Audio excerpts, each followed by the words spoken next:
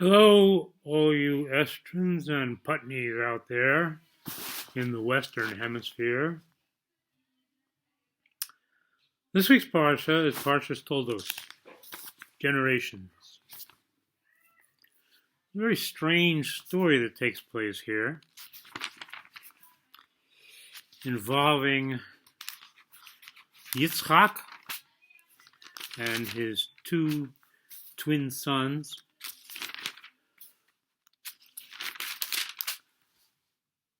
Esav and Yaakov. Esav was born first, followed by Yaakov. Esav was a Rasha, a bad guy. Yaakov, the Torah tells us, was a quiet man dwelling in tents. That means he was sitting and learning. Esav went out hunting and killing people and stealing and doing all kinds of bad things. So it comes time, as Yitzchak is old, to pass on the bracha that he received from Abraham to one of his sons. And of course, since Esav was a Rasha, and Yaakov was a wholesome man, learning Torah all day, Yitzchak wanted to give the bracha to Esav. Huh? Okay.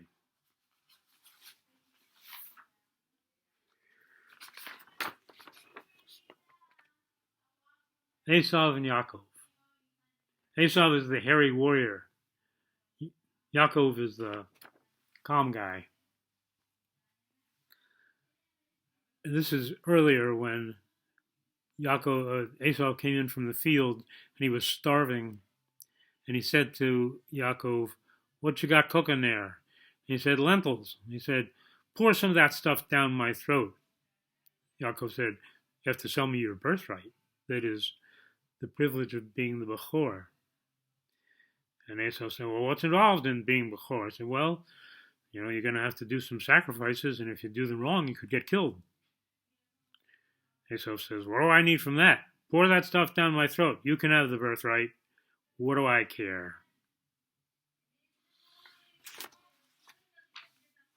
So now, Yitzchak is old, and it came to pass when Yitzchak had become old, and his eyes dimmed from seeing, he was blind, that he summoned Esau, his older son, and said to him, "My son."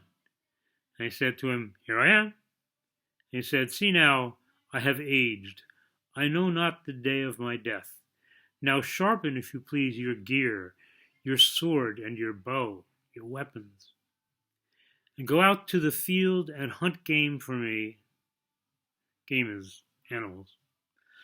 "Then make me delicacies, yummy stuff, such as I love, the kind of meats you bring to me that I love, and bring it to me, and I will eat, so that my soul may bless you before I die."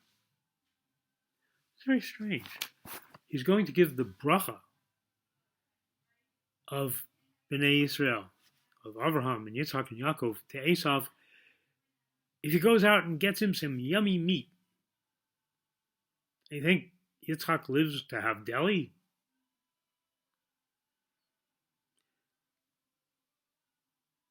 Everybody wanted to keep from Yitzchak the fact that Esav was a Rasha. They didn't want Yitzchak to have to face that reality. Now here's the problem. Esav worshipped idols. And the Yismach Moshe says that the a servant of idols, Avodah Zorah, who will shecht meat, slaughter meat, it's treif, can't be eaten by a Jew. And Esav knew that. And he didn't want his father to know he was so evil. So he would go out and catch game, deer, kosher animals, and bring them to Yaakov. He said, "Yaakov, I know I'm a Rasha, And if I check this and take it to my father, he'll smell terrible smells, and he won't eat it, and he'll realize I'm a Rasha. Would you please shecht the meat? Because you'll do it right. And the Medrash says that when a tzaddik, a holy man, shechts meat the proper way, all of his holy thoughts go into the meat and give the meat a flavor, not just a yummy flavor, but the taste of Kedusha, of holiness. So Yaakov would shecht the meat that Esau caught, and then Esau would take it into his father and say, "Here, father, eat. Here's some yummy food for you." And his father would eat it, and he would smell and taste the holy thoughts of Yaakov, but he thought they were Esau. Now, Esau looked like a Rasha, and Yitzchak thought, "Wow, how holy is he? He brings me game and he shechs it, and it's holy, holy meat. But he looks like a Rasha. He's a nister. He's a hidden holy man. He's so humble. He doesn't want people to know how holy he is. He dresses up like a Rasha, but he's really very holy. What a tzaddik this son is." That's why he wanted to give him the bracha. But it all fell apart, because Rivka overheard what was going on. And she knew about both sons. So she said, "Yaakov, come. Your father's going to give the bracha to Esau. We can't let that happen. Go get some kids, some goats, and cook up the meat. And make the kind of food your father likes. That is, with your holy intentions as you shecht the meat. And then take it into your father and say that you're Esau." He said, "Well, I can't trick my father like that. Esau's a hairy man. I'm a smooth man." I said, "No problem. I'll take the fur from the goats and I'll put it on your shoulders and on your arms and on your hands. And I'll give you Esau's coat that I'm holding for him, and your father will smell it and smell the field. He'll think you're Esau." So Yaakov did that, prepared the meat, he went in, and he fed his father, and his father said, "This is such holy meat, but you're speaking to me in a very respectful way. Esau doesn't talk to me like that. Are you sure you're Esau?"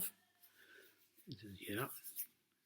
And says, "Well, the hands are the hands of Esau, but the voice is the voice of Yaakov."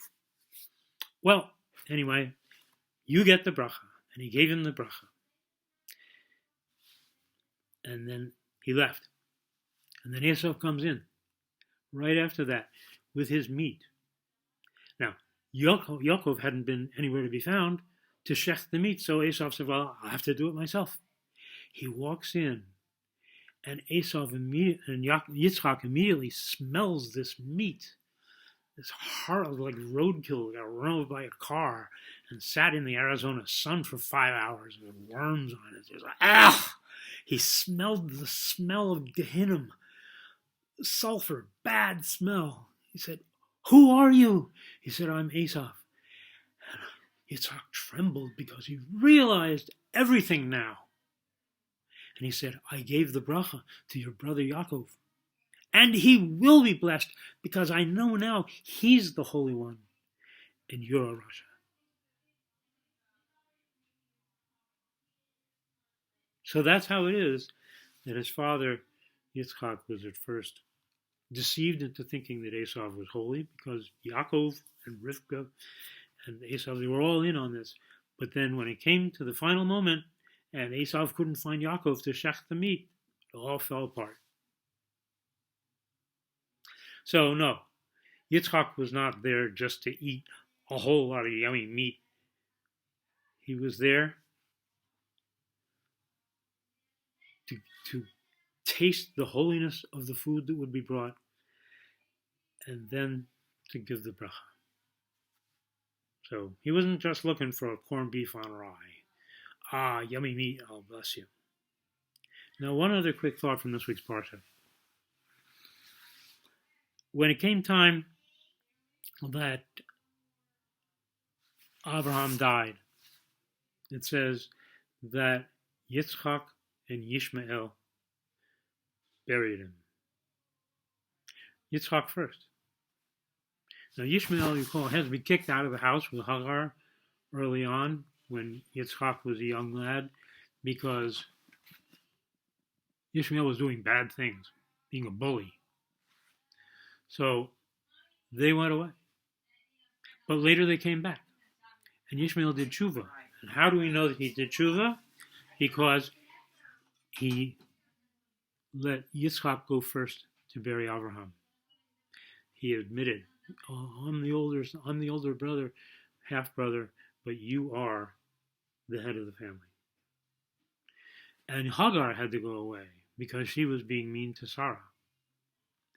And later, Abraham married a woman named Keturah. Keturah was Hagar. She did tshuva and came back, and she was a holy woman. And remember Eliezer, Abraham's servant, who went to get Rivka for Yitzchak to marry?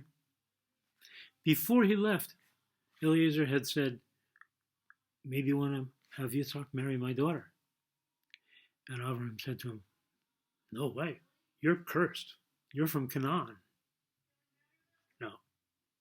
I would get mad if somebody said that to me.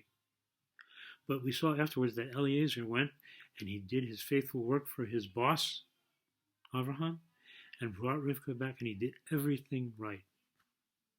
So these three people, Eliezer and Hagar and Ishmael, they all had reasons to be upset. But they had lived around Abraham so long that they all did tshuva. They all were righteous people.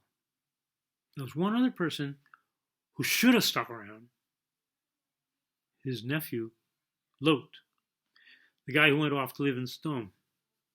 And we know how that ended. Terribly, terribly.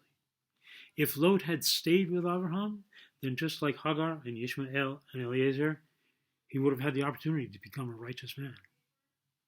So the lesson here is, be careful who you pick as your friends. And if you have good teachers, attach yourself and learn from them. If you hang around with good people, you'll be a good person. So, Shabbat Shalom. I love you all. And don't eat slugs.